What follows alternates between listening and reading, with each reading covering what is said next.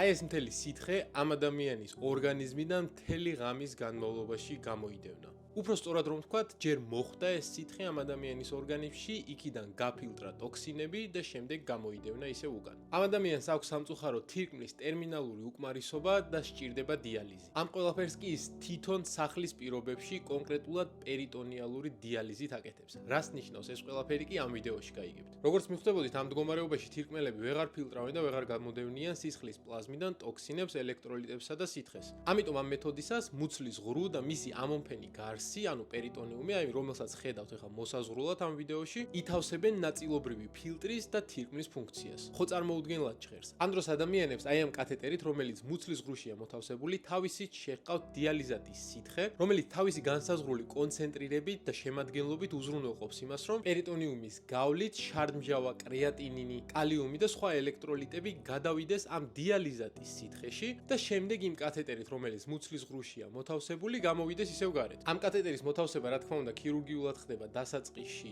სტერილურად. დიალიზის ეს ფორმა კი ახალგაზრდა პაციენტებისთვის, რომელთაც შეუძლიათ რომ ჰიგიენას მიაქციონ ყურადღება და სხვადასხვა მნიშვნელოვან ასპექტებს დიალიზის პროცესში, წარმოადგენს საკმაოდ მოსახერხებელ მეთოდს. რადგან ამ ყველაფრის გაკეთება შეიძლება ღამის განმავლობაში და მათ არ უწევთ დღის განმავლობაში საათობით დიალიზის ცენტრში ყოფნა და ამით, რა თქმა უნდა, მათი დღის უმნიშვნელოვანესი ნაწილის, ასე ვთქვათ, გაფლანგვა. შენ კი თუ მსგავსი საინტერესო სამედიცინო ვიდეოები გაინტერესებს, უკვე იცი რაც უნდა ქნა, დაალაიქე ვიდეო და გამოიწერე არხი.